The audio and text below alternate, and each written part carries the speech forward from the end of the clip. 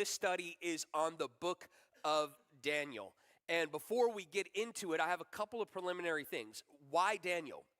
Somebody asked me, Josh, how do you plan your sermon series? How do you choose what to do? And the reality is there's prayer, there's planning, and sometimes there's just flipping a coin and like seeing what book of the Bible it lands on. Look, the disciples cast lots to pick another disciple, so I think I'm all right on that one. Anyway, after Easter, we typically go into something a little more meaty, something a little bit more dense that takes more exposition, more explanation, and all of that. And Daniel meets that criteria. The other thing about Daniel is, as we see today and as we keep moving through the book, all of the lessons, and when I say all of them, I mean all of them, are incredibly relevant for today. Daniel was a guy that was in a land that was not his own and had to learn how to navigate being a man of God in a hostile environment. And every lesson that gets picked out of here is incredibly relevant for today. The other reason Daniel, I think, is fascinating is because I've been getting a lot of questions about eschatology, study of the end times. Somebody wanted me to do an equip class on eschatology, which sounds like a lot of fun. And so I get questions about Revelation. I get questions about the Antichrist. Who do you think the Antichrist is? And then all these pre-trib, post-trib, rapture, no rapture, all of those things. Well, Daniel talks about eschatology as well. So when I think about, it's got a lot of meat. It's got a lot of relevancy for us today. And also, talking to folks in the church, it kind of touches on a topic that a lot of us are curious about. So Daniel's going to be what we go into next.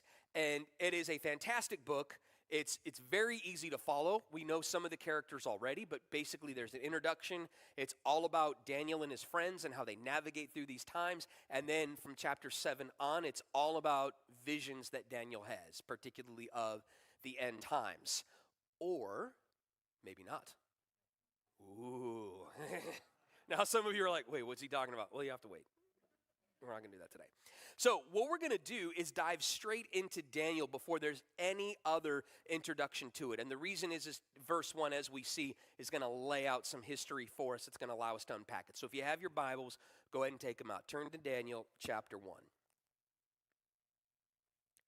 We're going to read the first 7 verses together. In the 3rd year of the reign of Jehoiakim, king of Judah, Nebuchadnezzar, king of Babylon, came to Jerusalem and besieged it. And the Lord delivered Jehoiakim, king of Judah, into his hand, along with some of the articles from the temple of God. These he carried off to the temple of God, of his God in Babylonia, and put in the treasure house of his God. Then the king ordered Ashpenaz, chief of his court officials, to bring into the king's service some of the Israelites from the royal family and the nobility.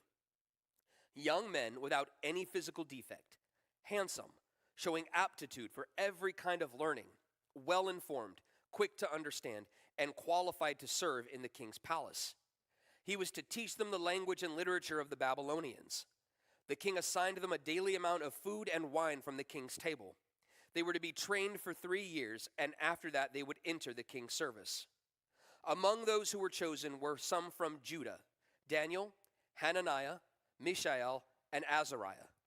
The chief official gave them new names. To Daniel, the name Belteshazzar; to Hananiah, Shadrach; to Mishael, Meshach; and to Azariah, Abednego.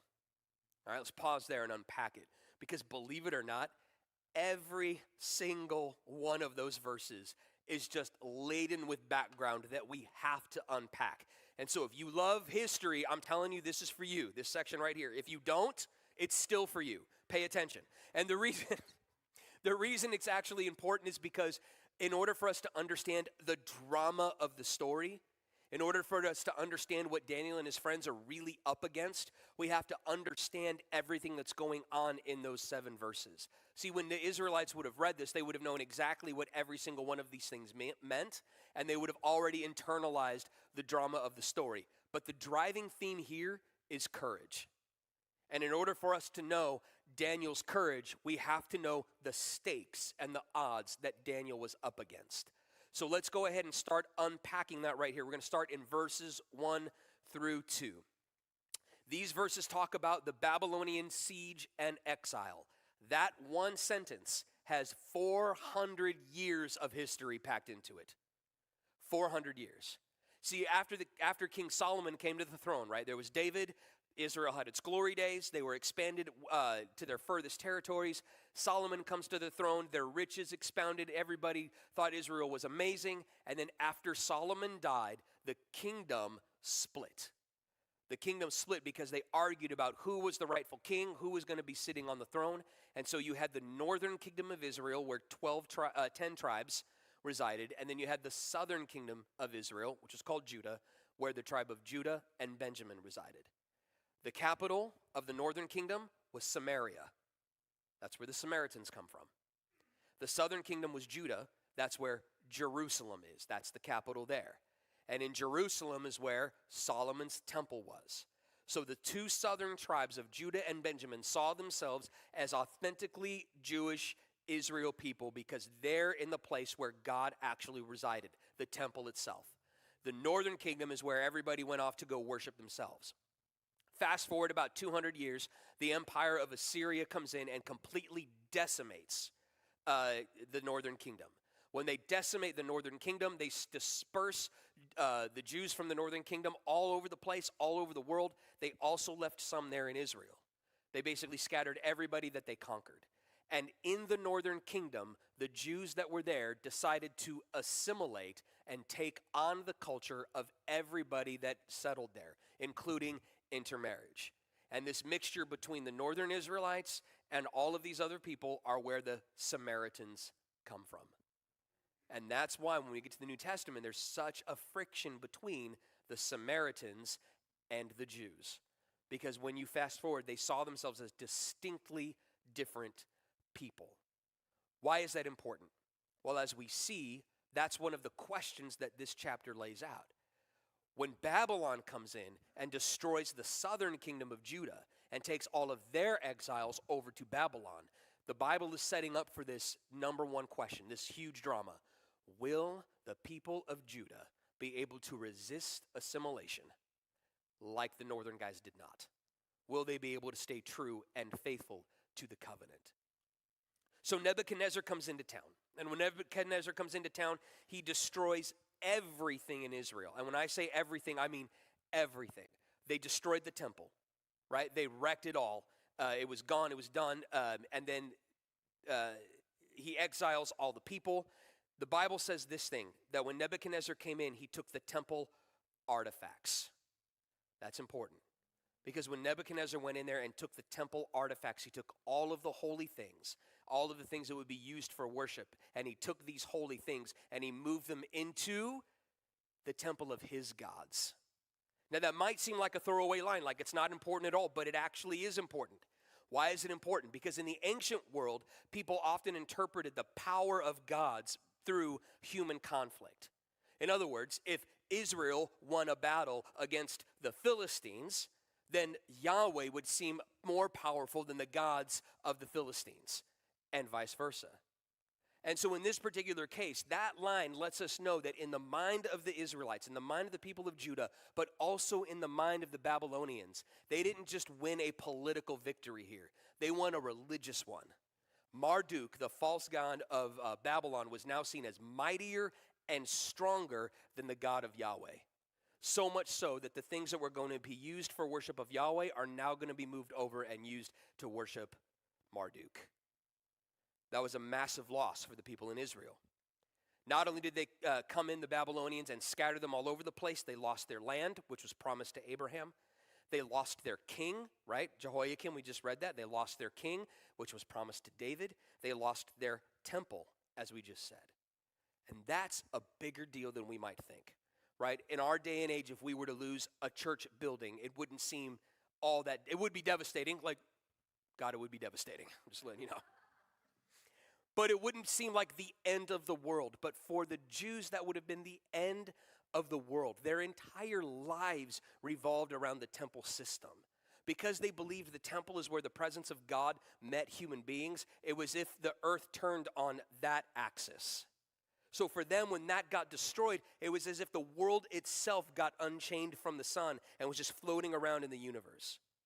The center for Israelite lives included where they would worship God, where they would connect with God. It's where they would make sacrifices for atonement. So how are they going to do that now?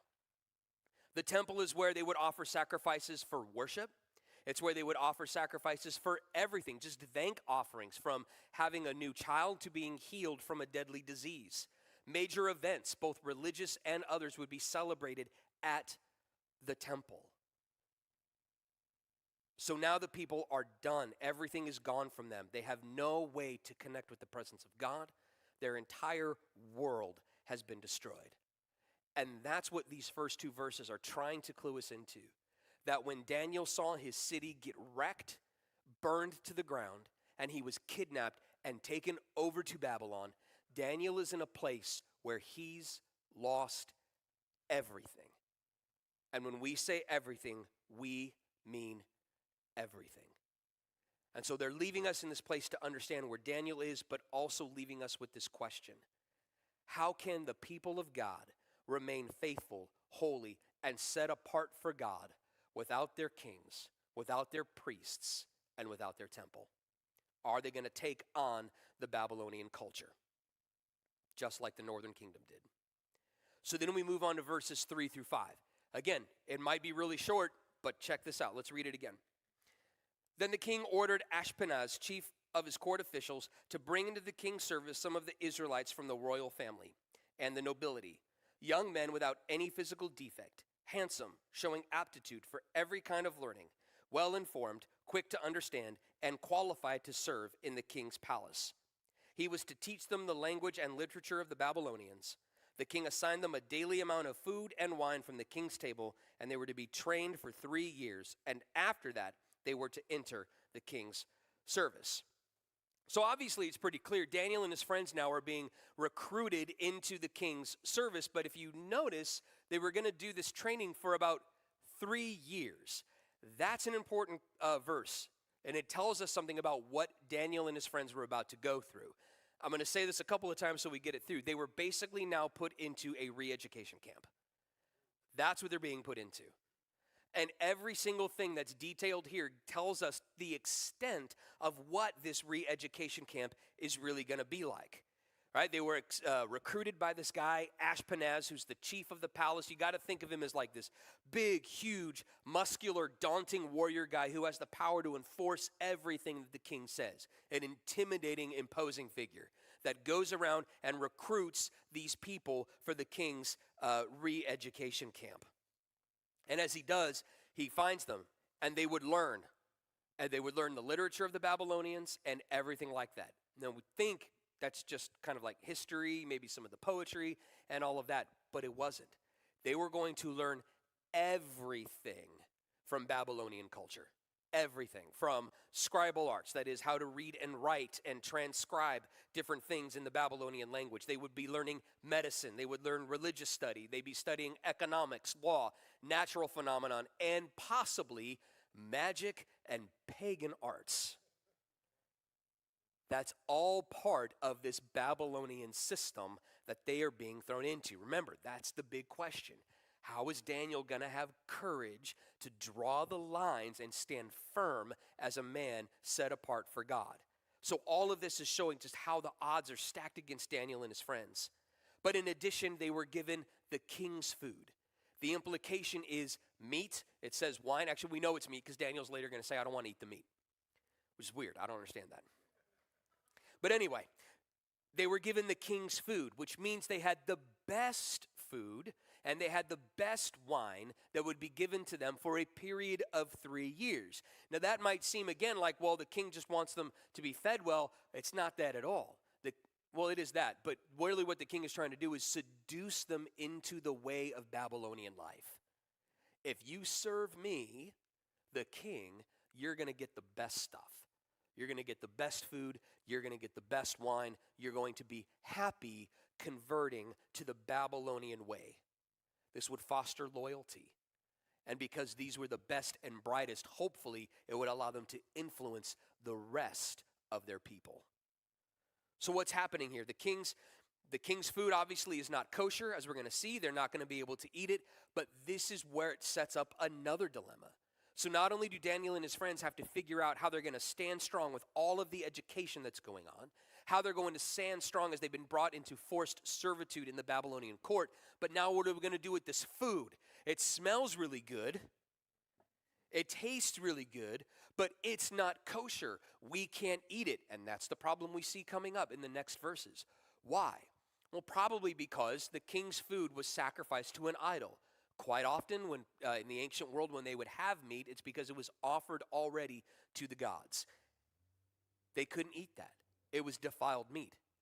Number two, this is right after the victory over the Egyptians and also over the Israelites. So it may be very well that this meat and this food initially was used in celebration over the victory over Yahweh. They have a huge problem with eating the food. So how are they going to navigate that?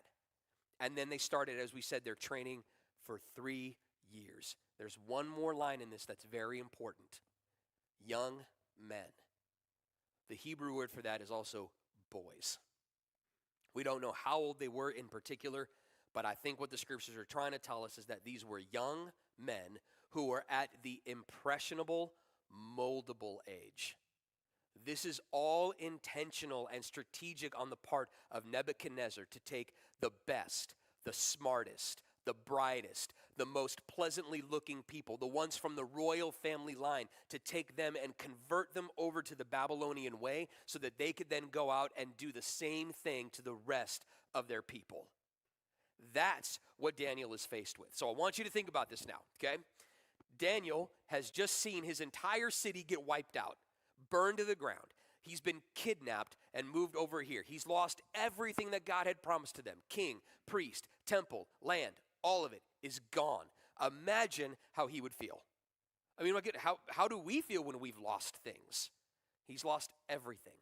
And now as he's lost everything, he's put into a situation where the deal looks kind of good. It's pretty good to live in the palace. It's pretty good to serve the king. It's pretty good to eat the king's food. And also there's a guy with a sword telling me that if I don't, I'm going to die. There is that. The odds are stacked against Daniel. And the reason we went, again, as we said, into great lengths to explain what's going on here is because of the courage that we're going to see. Now, you would think that would be it for Daniel. You think that would be it for his friends. That, man, the Nebuchadnezzar and these guys, they could not possibly humiliate and deject them anymore. Oh, but they can. And that's in verses 6 through 7. Listen to what they do to Daniel and his friends. Among those who were chosen were some from Judah: Daniel, Hananiah, Mishael, and Azariah. The chief official gave them new names. To Daniel, the name Belteshazzar. To Hananiah, Shadrach. To Mishael, Meshach. And to Azariah, Abednego. Now, it just seems like simple name changes, but name changes are important in the Bible. Think about it. When God called Abram, what did he change his name to? Abraham. He changed his name to Abraham. When Jesus called Peter, when he called Simon, he changed Simon's name to Peter. When Jesus called Saul, he changed his name to Paul. When God commissions people to special service, he gives them names. And he renames them as a designation to say, you are now serving me, Yahweh. Or in Peter and Paul's case, you are now serving me, Jesus, your King. That's what this is. This whole renaming is to say, you're no longer servants of Yahweh. You are now servants of Marduk. You are now servants of Nebuchadnezzar. How do we know that? Well, in the ancient world, a lot of times names were theophoric. That's worth writing down, by the way. Theophoric or theophoric, however you want to pronounce it. What does that mean? It basically means that the name of the person represented something about the God, something about the deity, right? In Daniel's case, his name means God is my judge. In Mishael's case, it means who is like God. Nobody's like God. Who is what God is? But when Nebuchadnezzar or his guard gave them these names, they completely changed them, and those were all names praising and worshiping and acknowledging their gods. Every one of them. So just when we thought it was done and all of the odds were stacked against them, the Babylonians go a step further and completely humiliate them and give them these pagan names that honor these other deities. Again, how are these guys going to possibly remain God's people? How are they going to stay faithful to Yahweh when they now have to carry around the names of these pagan deities? Okay, so now we get to the courage. Daniel's courage, his wisdom, and his strength. He's in an impossible situation. But I want you to think about, before we get into that, think of a time for you. Think of a time when you were put in a situation, well, it's really hard to imagine similar, but a situation where you had to take a principled stand, right? You knew you had to do something right. You knew that the culture all around you, students, maybe it's just peer pressure with your friends and everything else, but you know you got to take a stand, you know you got to do the right thing, and you caved. And you didn't do the right thing, and you lacked courage. Hopefully you can think of another time where it was that same thing, and you had to take a principled stand. And you knew you needed God's wisdom because you couldn't just foolishly go out there and take a stand. But God gave you wisdom and showed you how to navigate and take that courageous stand. The reason I'm asking you to do this and to think about it is because that's exactly the situation that Daniel found himself in. Right? Just to summarize, they lost everything. Yahweh was humiliated with the temple goods. Daniel has no place to worship or offer sacrifices. Daniel and his friends are forced into slavery. Daniel is in a re-education camp for Babylon. The unkosher food was being forced on them by sword. They have been given names that honor the Babylonian gods. You've put yourself in a similar position. What would you do? Would you go with the flow? Right? Think about that situation with peer pressure. Think about that situation when the culture's trying to pull you a particular way. Would you go with the flow? Would you compromise and blend in so that you don't stand out and look weird? Imagine you lost everything. Or imagine you lost immense, insufferable tragedy and heartache. Would you still have faith and trust in God? Would you fall in line with whatever unjust law is being put out there? And what Daniel's about to model is something for us on how we can be courageous in those situations. So without any further ado, let's read chapters 8. We're going to move to verse 16 through here.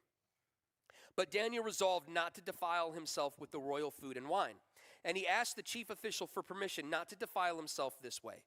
Now God had caused the official to show favor and compassion to Daniel. But the official told Daniel, I'm afraid of my lord the king, who has assigned your food and drink. Why should he see you looking worse than the other young men your age? The king would then have my head because of you. And so, by the way, when we said they were being forced by sword to eat the food, we're not kidding. They really were. Daniel then said to the guard whom the chief official had appointed over Daniel, Hananiah, Mishael, and Azariah, please test your servants for 10 days. Give us nothing but vegetables to eat and water to drink. Then compare your appearance with that of the young men who eat the royal food and treat your servants in accordance with what you see. So he agreed to this and tested them for 10 days. At the end of the 10 days, they looked healthier and better nourished than any of the younger men who ate the royal food. So the guard took away their choice food and wine, and they were to drink and gave them vegetables instead. They are not the popular ones in the Babylonian camp. Everybody just turned into vegans. And just by the way, I know have you ever heard of the Daniel diet? Okay, look, we've been freed from the law. We don't need to worry about that stuff. All right, it's a bit of a stretch. But anyway, what's cool here? What's cool here is what the verse says right up front in verse 8. I love this. It says, but Daniel resolved not to defile himself with the royal food. Why is that so cool? Because the word resolved should be better understood as courage. So we can think of it this way. Daniel courageously decided that he was not going to defile himself with the king's food. So what does that mean? Well, it tells us that Daniel is taking a stand here, not just in principle, but something that's going to take remarkable courage. Not only the odds against him, but Daniel was probably alone in this adventure. Notice, it wasn't Meshach, I'm going to use their pagan names, Hananiah, Azariah, and the other guy. Daniel and his friends, if you notice, it was those three were quiet. It was Daniel that stepped up to speak out. But here's the other thing that the Bible tells us, right? The Ashpenaz, the king's guard, was told to go out to the royal families and gather people. In other words, there's more than just Daniel and his friends. There's a lot of other Israelites that are there. There's a lot of other young men that have brought into the king's camp. And Daniel's the only one who steps forward to say, I'm not going to do this. That takes courage. And even at that, Daniel only identifies his 3 friends as the exceptions, which tells us that every other person in the tribe of Judah that got brought into the king's service was totally cool with eating the meat and drinking the wine. This tells us something about courage. This story tells us a couple of things about courage. The first is it always takes one to lead. Somebody has to go first. And in that sense, courage is a very lonely, very risky, very scary place. One of the things I loved about Sunday morning, I have to use this as an example, Easter Sunday, because it was just so exciting, right?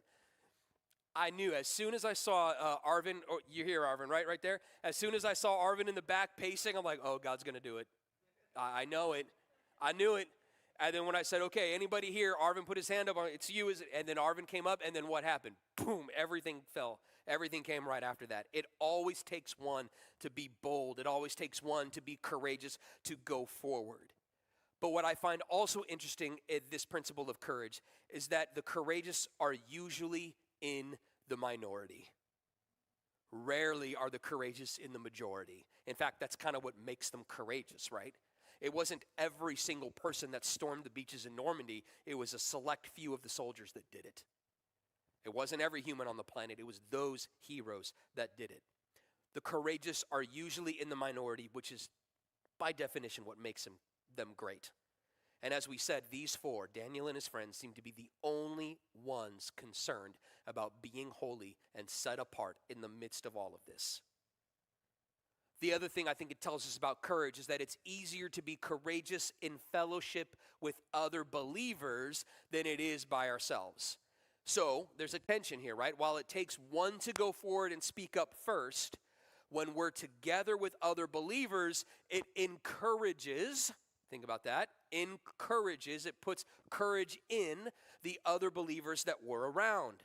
That tells us that fellowship is important. It tells us that things like small groups are important. It tells us that when we go out to do things for the kingdom, like evangelism, having somebody there with us emboldens us to do the things that God has called us to do, to take those courageous stands. I call it courageous community because it's true. And then finally, courage takes commitment. We've all been there, where we feel that emotional stuff going inside of us, where we're torn between fear, we're torn between capitulating and giving in and blending in from taking a stand, but then we feel that other side of us that's pulling and saying, no, this is right, you got to come in the right direction. We've got this emotional tension between us. We feel it, we know what's right, but it's the commitment that allows us to take the courageous route and to take that courageous stand.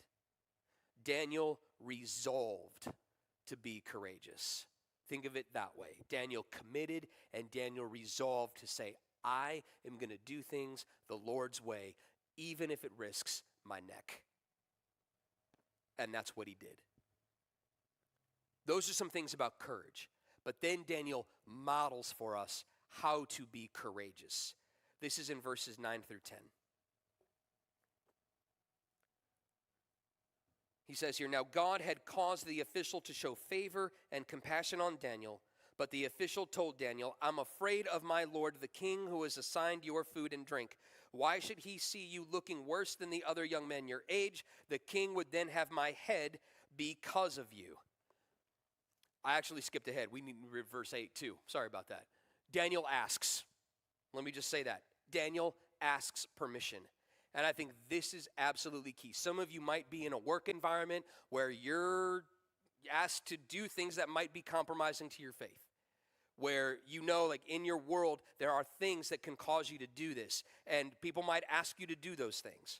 But what Daniel does here is instead of just being defiant, right, loud and obnoxious and protesty, what does he do? He quietly and humbly and tactfully asks for permission. It's almost like Daniel is working hand in hand with God. God, I've resolved in my heart not to do this, and so I'm going to go the diplomatic and tactful way. And so he goes to Ashpenaz and asks him for permission. This is important for us because it means that courage is not the same as defiance and annoyance and protesting.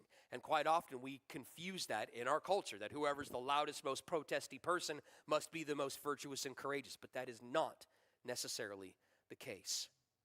So he goes and he asks permission, and Ashpenaz basically says something to the effect of, I'm not going to care what you eat or not. Look, as long as you do it and I don't know about it and I don't lose my head, I don't care.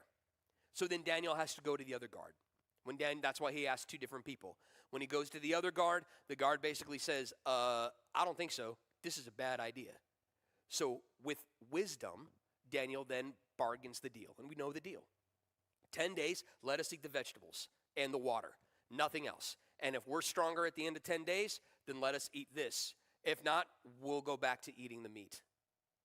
Daniel was using wisdom. Daniel was trying to play the hand that he was dealt. And then God was working the entire time behind the scenes in this thing. So then the guy agrees. He's like, all right, fine. 10 days. That works. It's long enough to see what would happen, but it's not long enough that somebody notices and we lose our heads. So that's fine. Well, we know the story. 10 days passed, and Daniel and his friends were even more stronger and doing more work than everybody else. They looked better, I suppose. I don't know what vegetables they ate because it's just not what I see now. But it's a miracle. It's a miracle of God that they were able to eat vegetables and get stronger. I'm just saying. All right. So anyway, the takeaway from this is that Daniel uses wisdom to navigate this tumultuous time, but he resolved, which means he didn't quit either at the first rejection. He just continued to go about it in a diplomatic way because he resolved to be courageous, and God worked it out for them. In fact, so much so that they took away the meat and the wine from everybody else and put them on the Daniel diet. Uh-oh. It worked. God was faithful to Daniel. Daniel took courage, he stood firm. And not only did he have courage, stood firm, he used wisdom, he used tact, and everything else around it. And this allowed Daniel and his friends to have success. Listen to this closing of the chapter.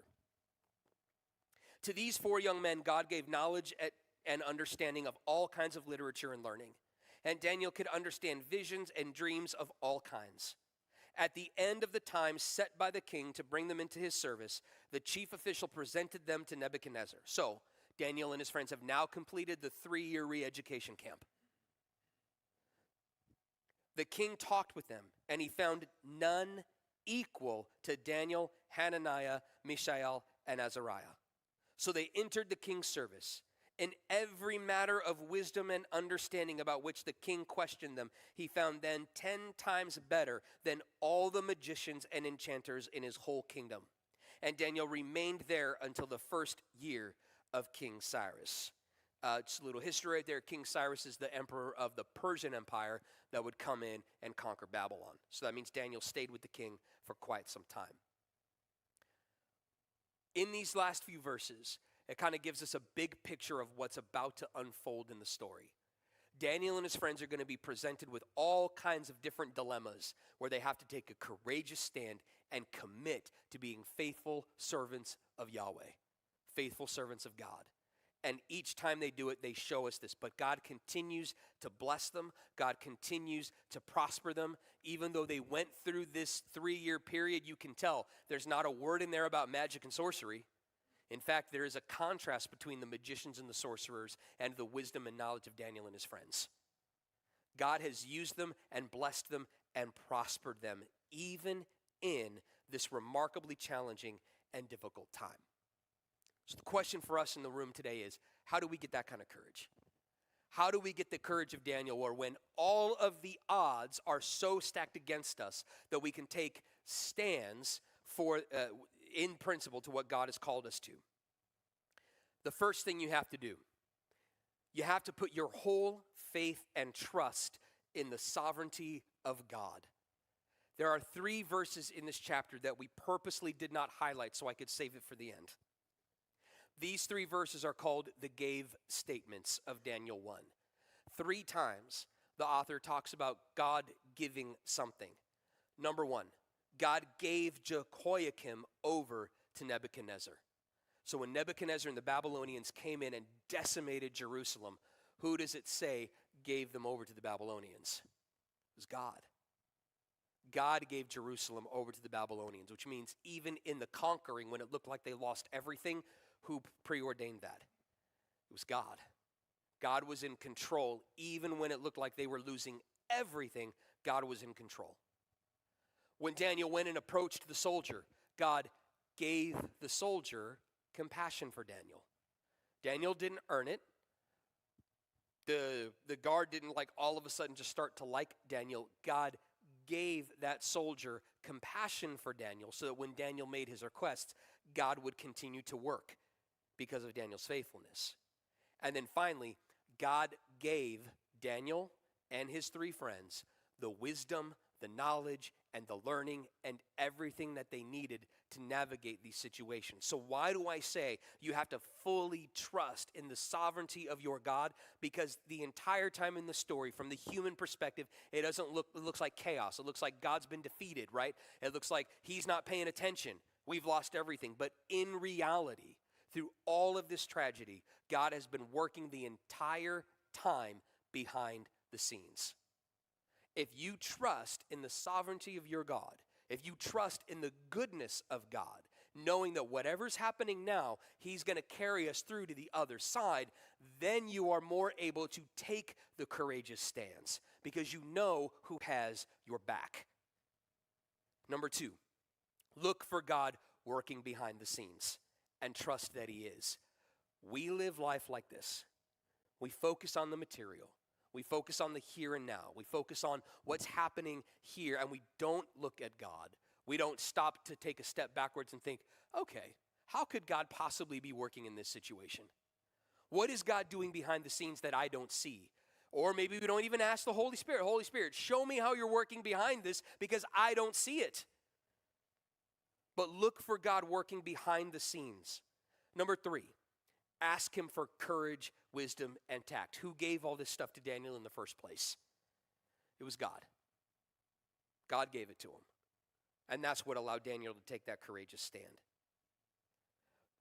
Number four, and this is super practical, by the way. Get into small groups and equip groups, right? Be in courageous community. If you have not found a small group yet, you need to do it. They're up there on our Church Center app. If you haven't joined your equip group yet, do it. You've got to be surrounded by other Christians that will spur you on to take courageous stands and to be committed, resolved like Daniel. And then finally, make yourself available to be used by the Holy Spirit, especially in places that are hostile to Jesus. That's what Daniel and his friends did. They were available to God. He was clearly operating there. And when the time came, Daniel spoke up. When he got rejected, he went and moved on to another place. And not only that, these last few verses show us something about Daniel. Even though they completed their training and even though they were in the service of their oppressor, they blessed them. They end up blessing the king. Daniel saves the king later on, right, from being a mentally ill wild beast roaming the field, crawling on all fours. It's an incredible story. But Daniel made himself available to God to be used in whatever situation he found himself in. In reality, our trust in God is going to allow us to take these courageous stands for the kingdom and for Christ's glory. Let's stand together.